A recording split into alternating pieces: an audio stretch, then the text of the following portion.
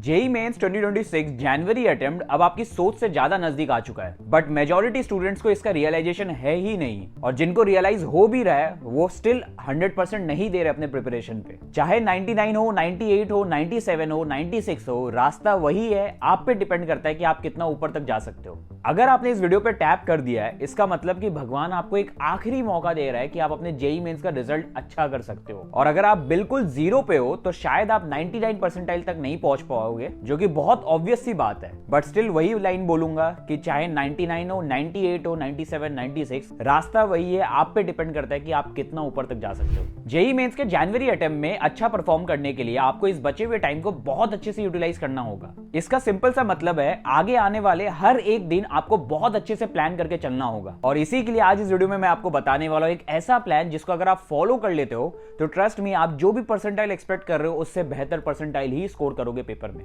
बाकी video start करने से पहले अगर आप सही में अपने टारगेट के लिए सीरियस हो और इस प्लान को अच्छे से फॉलो करने के लिए रेडी हो तो नीचे कमेंट में लिख दो आई विल स्कोर 99, 98 या जो भी आपका टारगेट परसेंटाइल है जो आपको अपने पोटेंशियल के अकॉर्डिंग लगता है वो कमेंट कर दो। इससे क्या होगा कि आपको एक वो आएगा कि भैया को मैंने कमिटमेंट दिया है तो मेरे को इस कमिटमेंट के लिए मेहनत करनी है। बाकी वीडियो स्टार्ट करते हैं सबसे पहले पार्ट से, which is syllabus completion plan. तो देखो यार, मैंने आप सभी का काम आसान करने के लिए, बहुत सारे बच्चे मेरे को बार बार बोल रहे थे कि भैया ऐसा कोई प्लान लाओ जिससे हम सिस्टमैटिक वे में particular chapter maths, physics, chemistry का एक टाइम मैनर में अच्छे से कर सकते हैं। और यही प्लान आज मैं लेके आया हूं। ये चैप्टर कंप्लीशन फ्लो को हमने टोटल 4 स्टेजेस में डिवाइड किया है। सबसे पहला स्टेज में हमने जेई मेंस के सारे मोस्ट इंपॉर्टेंट चैप्टर्स रखे हैं जिससे एनटीए सबसे ज्यादा क्वेश्चन पूछता है। देखो मैं आपको क्लियर शॉट बोलूंगा, अगर आप अभी इस टाइम पे पूरा सिलेबस अगर आपका नहीं हुआ है या फिर 50% से ज्यादा सिलेबस नहीं हुआ है और फिर भी आप सारे सिलेबस करने को टारगेट कर रहे हो तो बहुत मुश्किल है। इसलिए मैं आप बोलूंगा कि आपका सबसे पहला प्लान यही होना चाहिए कि मोस्ट इंपॉर्टेंट चैप्टर जिससे हर साल रिपीटेटिवली क्वेश्चंस आते हैं उनको कर लेना। अब स्टेज 1 के जो चैप्टर्स है आपको वो 35 डेज के अंदर कंप्लीट करना है। दैट इज, अगर आप आज से प्रिपरेशन स्टार्ट कर रहे हो तो 35 डेज आपको अलॉटेड है स्टेज 1 के चैप्टर्स कंप्लीट करने के लिए।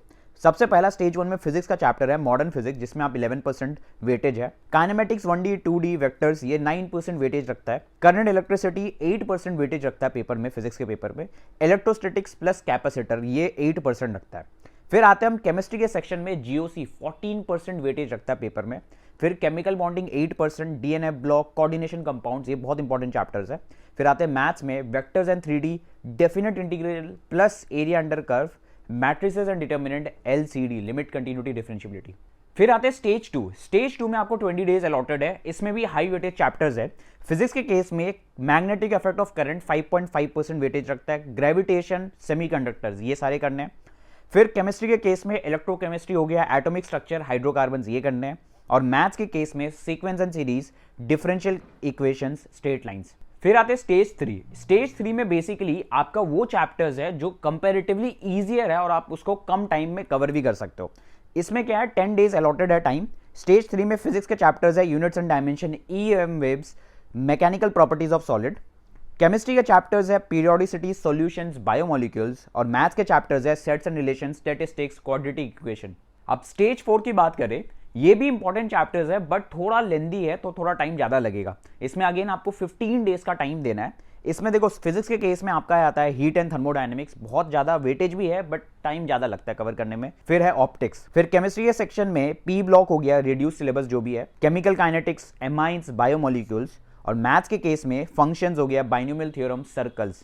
आप पहले ये सवाल देखो, फिर ये एंड देन ये मटेरियल है ultra premium short notes called flash cards and flash book जो आप स्क्रीन पे देख रहे हो। हर टीचर स्टूडेंट को रिवीजन करने के लिए कहता है, लेकिन स्टूडेंट मैक्स टू मैक्स किसी भी एक चैप्टर को 3 से 4 बार ही रिवाइज कर पाता है और इसी रीजन से वो एग्जाम में पैनिक करता है और क्योंकि वो रिकॉलिंग में बहुत टाइम लग जाता है जिससे उनका स्कोर भी बहुत ड्रॉप हो जाता है। फ्लैश कार्ड से आप डेली रिवाइज कर सकते हो, हर चैप्टर को 90 से 100 बार रिवीजन कर सकते हो एग्जाम से पहले, जिससे आप कोई भी कॉन्सेप्ट कभी नहीं भूलोगे और हर चैप्टर के कॉन्सेप्ट आपके सबकॉन्शियस माइंड में बैठ जाएंगे। केमिस्ट्री एस्पिरेंट्स के लिए फ्लैश कार्ड्स और भी बेनिफिशियल है क्योंकि ऑर्गेनिक, इनऑर्गेनिक, फिजिकल के रिएक्शंस, फार्मूलाज कॉन्साइज फॉर्मेट में है, mechanism, reagents, exceptions, mnemonics and tricks के साथ, periodic trends, hybridisation, bond angle diagrams के साथ, isomerism, coordination, biomolecule, scripts format में है। फिजिक्स एस्पिरेंट्स के लिए फ्लैश कार्ड्स और भी बेनिफिशियल है क्योंकि सारे इंपॉर्टेंट फॉर्मुलाज एक जगह है, कॉन्सेप्ट्स, डायग्राम्स और शॉर्ट नोट्स के फॉर्म पे प्रीवियस ईयर ट्रेंड वाले टॉपिक हाईलाइट किए हुए और रोटेशन, डायनामिक, ऐसा यूनिट के ट्रिक्स एंड शॉर्टकट्स है। मैथ्स में फॉर्मूलाज एंड थ्योरम्स कंपाइल्ड है, standard tricks and identity structured way में है, limits, differentiation, integration, probability step wise mnemonics में है,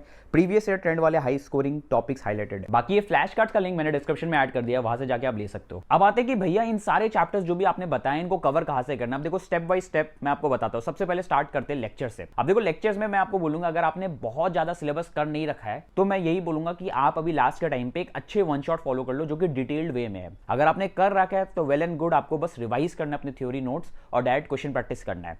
अगर नहीं किया है तो वन शॉट्स कौन से कर सकते हैं मैं बताता हूं। फिजिक्स के केस में आप मंजिल 2.0 फॉलो कर सकते हो, केमिस्ट्री के केस में जेई ब्रीफ फॉलो कर सकते हो या फिर मंजिल लीजेंड फॉलो कर सकते हो, और मैथ्स के केस में आप आशीष अग्रवाल सर के जो मंजिल वाले लेक्चर्स है वो फॉलो कर सकते हो, या फिर अरविंद कालिया सर के आपको लेक्चर्स मिल जाएंगे वो भी फॉलो कर सकते हो। इसके अलावा भी बहुत सारे रिकमेंडेशंस मैंने पहले भी दिए, जैसे अनअकैडमी एटम्स में साक्षी वोरा मैम है, निशांत वोरा सर, उनके भी फॉलो कर सकते हो। तो बहुत सारे रिकमेंडेशंस है, आप अपने अकॉर्डिंग फॉलो कर सकते हो। अब नेक्स्ट स्टेप है कि क्वेश्चन प्रैक्टिसिंग का सीक्वेंस क्या होगा। देखो बहुत क्लियर बता रहा हूं, अगर आप वन शॉट देख रहे हो तो आपको थोड़ा सा क्वेश्चन प्रैक्टिसिंग में ज्यादा एफर्ट्स लगाना होगा। अगर आप फुल लेंथ लेक्चर देख रहे हो तो आप थोड़ा कम प्रैक्टिस करके भी कर सकते हो। वन शॉट वालों के लिए जो लेंथ वो सीक्वेंस रहेगा वो है कि सबसे पहले आपको सॉल्व एग्जांपल्स करना होगा, कंपलसरी है, फिर आपको डीपीपीस करना होगा, अगेन कंपलसरी है, फिर मॉड्यूल्स आप कर भी सकते हो नहीं भी कर सकते हो, एंड फिर पीवाईक्यूज करना है। पीवाईक्यूज मिनिमम 5 इयर्स का करना है।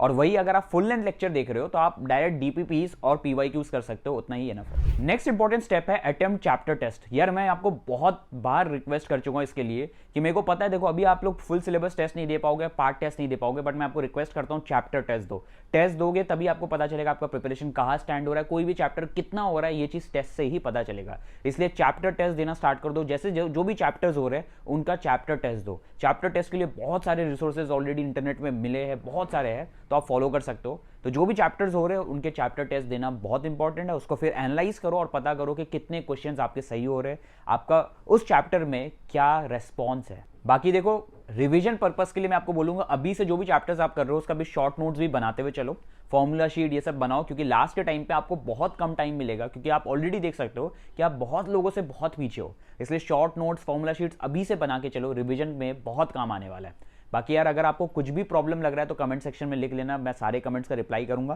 बाकी जो भी मटेरियल्स है मेरे साइड से मैं आपको दे सकता था, जैसे डीपीपीज, मॉड्यूल्स, पीवाईक्यूज, ये सारे मटेरियल्स मैं व्हाट्सएप चैनल पे अपलोड कर रखा है, वहां से डाउनलोड कर सकते हो। अगर नहीं मिल रहा है आपको तो मैं अगेन फिर से अपलोड कर दूंगा, आप कमेंट में बता देना। बाकी यार एक ही चीज़ बोलूंगा, जो भी बताया उसको अच्छे से फॉलो कर लेना, और अगर आप सही में अभी तक वीडियो देख रहे हो कमिटेड हो करने के लिए तो वापस से लिख देना I will do it. So that's it for this video, thanks for watching.